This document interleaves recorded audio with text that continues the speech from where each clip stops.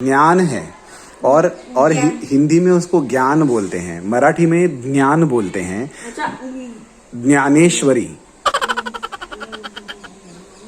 ज्ञान तेरे को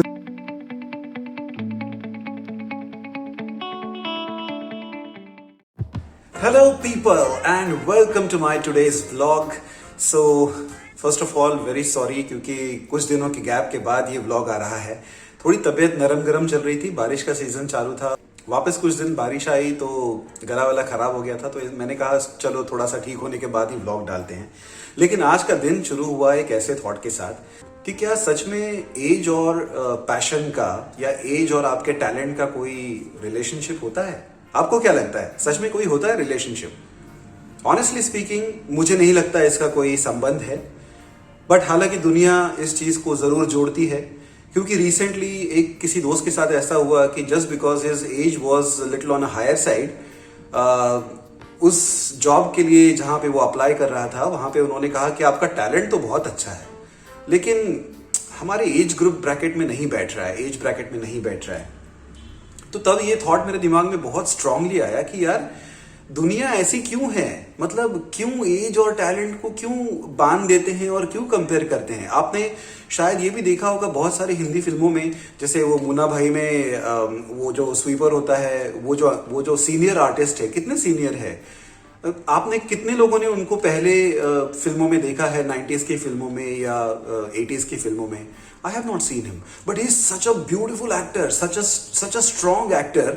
लेकिन देखो उनको इतना लेट अपने लाइफ में इस टाइप का अपॉर्चुनिटी मिला। तो ये सिर्फ मतलब पता नहीं कुछ लोगों का ये नजरिया होता है या क्या है, मैं नहीं जानता, बट उनको बस एज और इस चीज को बांधना होता है। तो मुझे लगता है ये बहुत गलत बात है, ये नहीं होना चाहिए। और अगर आपको कभी ऐसा लगता है कि हाँ मेरा एज हो गया, मैं अभी ये कैसे करूं और मैंने काफी सारा समय गंवा दिया, कम ऑन यार, there are an number of inspirational stories available around us. There are so many people. एक पंजाब की जो एक दादी अम्मा है जिन्होंने 91 ईयर्स के एज में कुछ स्पेशल मिठाई बना के बेचना शुरू किया, या ऐसे कई सारे एग्जाम्पल्स हैं जहां पे लोग काफी लेट शुरू किए हैं और फिर भी सक्सेसफुल हुए हैं। तो सक्सेस आपकी शुरुआत या आप कहाँ पे किस टाइम पे शुरू करके उसके ऊपर डिपेंडेंट नहीं है, ये एक कंसिस्टेंसी के ऊपर डिपेंडेंट है। और इसी थॉट के साथ आज का दिन शुरू हुआ है, तो चलो आगे बढ़ते हैं आज के दिन में और क्या क्या काम होता है, लेट्स सी।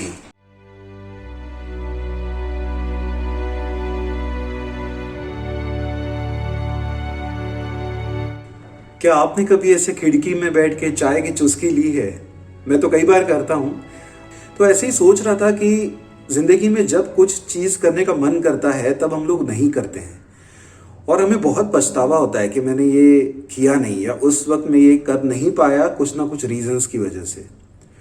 तो मुझे ना बहुत ये मतलब बहुत स्ट्रांगली फील होता है कि हमको जब कोई ऐसी चीज करने का मन करता है, जैसे बाइक लेके निकल पड़ो कहीं पे पहाड़ों में, या कहीं दूर किसी नदी किनारे जाके एक टेंट बना के वहां पे एक रात गुजारो सितारों के नीचे, या कहीं संडे को जस्ट अपना बुक लेके पढ़ते बैठो with a cup of coffee और something. So you need to sometimes, relax. You also sometimes, it's better not to do sometimes. जैसे वो एक ऐड आती है ना टीवी पे, अच्छा है आपने कुछ नहीं किया, तो वो कहते हैं कि कुछ नहीं करना भी कभी कभी अच्छा होता है। तो जब आप कुछ नहीं करते हो तब आप अपने पैशन के बारे में जरूर सोचते हो कि मैंने इसके बारे में क्या करना चाहिए, या कैसे मैं इसमें आगे बढ़ सकता हूँ। तो ऐसे कभी कभी कुछ ना भी करके देखो, तब आपको आपका पैशन जरूर मिल जाएगा और आप उसके बारे में जरूर सोचने लगोगे। आज के व्लॉग में ना मैं आपको हमारे एडिटर से भी मिलवाऊंगा, बड़ा नटखट है बट आपको डेफिनेटली मजा आएगा उससे मिलके। तो दोस्तों एक और चीज शेयर जरूर करना चाहूंगा कि मेरा वॉइस ओवर शुरू करने का पता है और एक रीजन क्या है? उसका एक बहुत ही जबरदस्त रीजन है, वो है गुलजार साहब।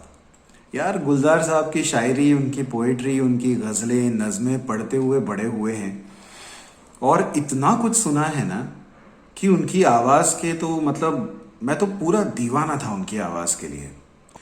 तो that was one of the reasons which really pulled me very strongly towards voice overs और using voice as a medium to communicate with people. और बहुत कुछ सीखने मिला।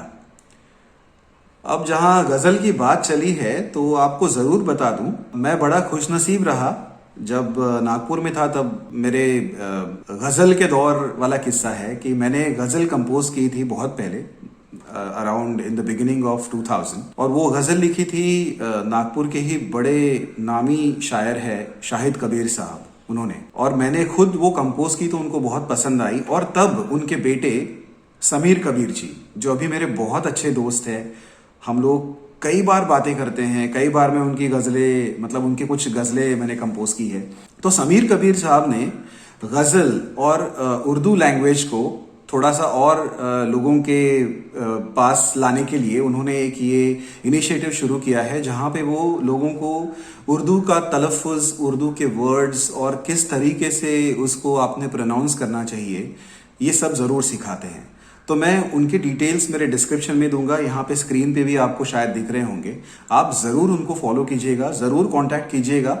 जो भी लोग वॉइस ओवर्स में आगे काम करना चाहते हैं, जिनको अच्छा प्रोनाउंसिएशन सीखना है हिंदी और उर्दू का, तो आई थिंक ये जो कोचिंग है ये बहुत ज़रूर आपको फ़ायदेमंद होगा। ये कोई पेड प्रमोशन नहीं है, मेरे बहुत अजीज़ दोस्त है, बहुत क्लोज फ्रेंड है वो मेरे गाइड भी है, बहुत सारी चीज़ें सीखता हूँ मैं उनसे।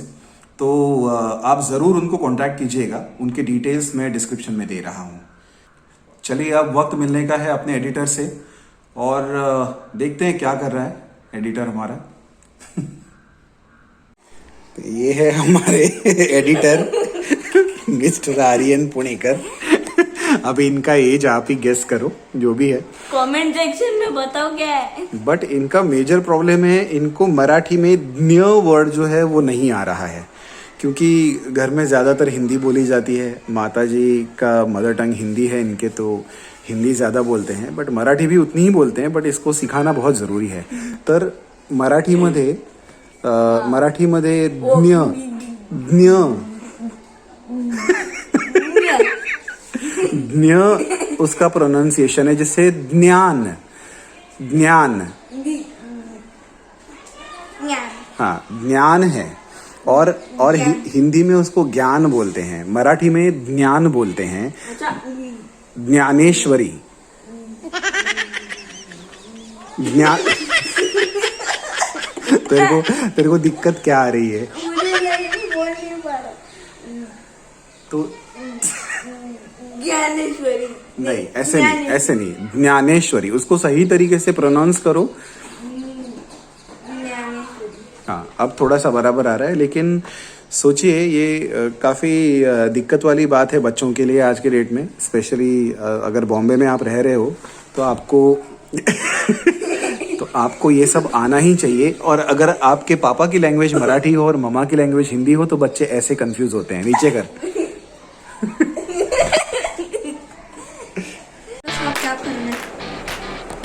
ये है हमारे एडिटर, को यहाँ पे शुरुआत में एक स्लाइड ऐड करना है।